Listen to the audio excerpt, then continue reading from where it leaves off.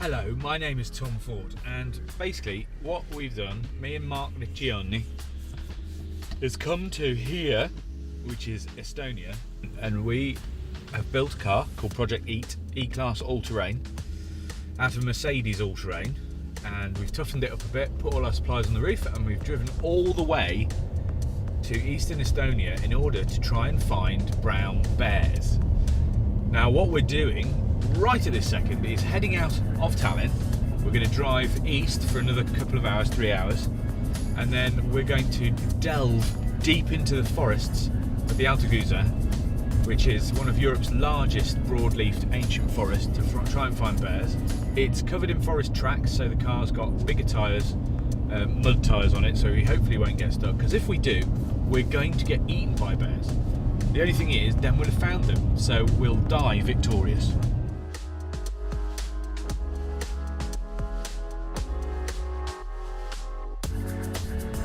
Now, some would say that trying to find bears in a forest 2,000 miles from where you live at night is possibly a bad idea. I say it's probably safer because the bears will be sleepy and we will be less threatening because of our Britishness. Will they attack you? Oh. I like how you're navigating us down random off-road tracks, because the roads are getting, they're quite a lot rougher now. And the thing is, they are just forestry tracks. It's not like it's proper mad off-road, but you wouldn't want to drive down it in a normal car. And this little Mercedes seems to be doing absolutely fine. But this is getting quite bad. Is this a way of the bandidos stopping us? All the bears. Now Yeah. someone, yeah, so, right.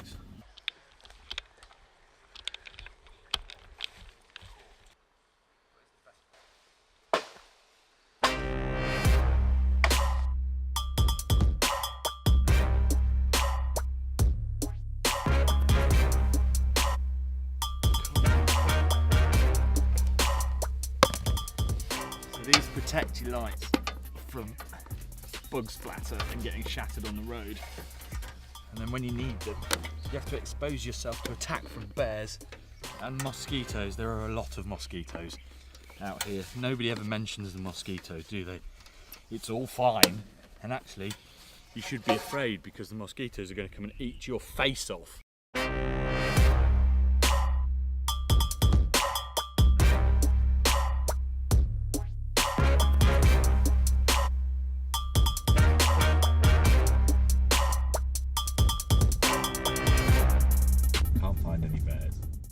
Is it the best idea to have those lights on?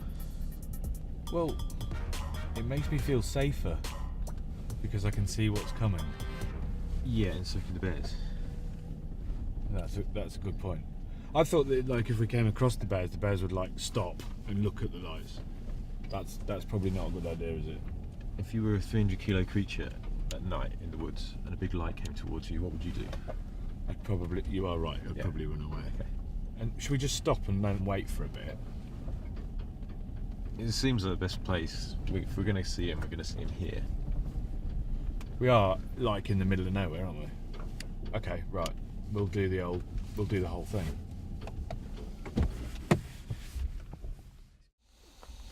What are you wearing? They're my bear hunting glasses. They help me see the bears. And they'll attract the bears to me, like a lure. I have got a plan B though. It involves making some phone calls to some people who know a little bit more about bears. Let me go and get on the phone and we'll see if we can sort something out. Hey bears, where are the bears? Come on bears, come to my lights. Come on bears! Come to me! But the bears, surprisingly, never turned up. So the next morning, we went deeper into the woods to make camp and wait for the professionals. Because this is a properly sorted out adventure vehicle, I've got a couple of little tricks up my sleeve to make it slightly more comfortable. This is my espresso maker, because I've got to stay up tonight to look at the bears. So what I need is a bit of water, and I can make an espresso. I've got another little surprise. This is obviously just a jerry can, except for the fact that it's my travel can. So we've got some gin and tonic. Cheers. Now we've basically got to walk a kilometre that way through the woods. We can't take the car because the bears will smell it. So we've got to take all of our kit, walk to the bear hide, and then we get locked in, and that's it till about 8, half 8 tomorrow morning. Whatever happens, even if we get like attacked by bears and die, we have to stay there.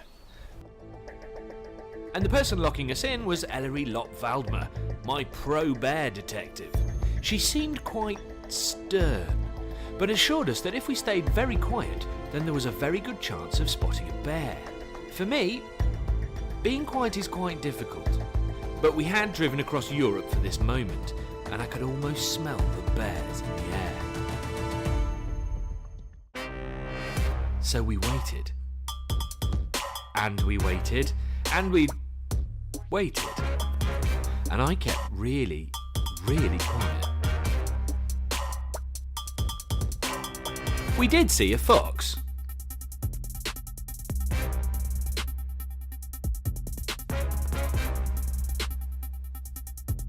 And some raccoon dogs. Cheeky little fellas. Then, as if by magic, a bear appeared.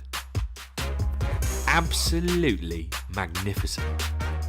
And for just a few minutes, I was David Attenborough presenting Planet Earth Forest Edition.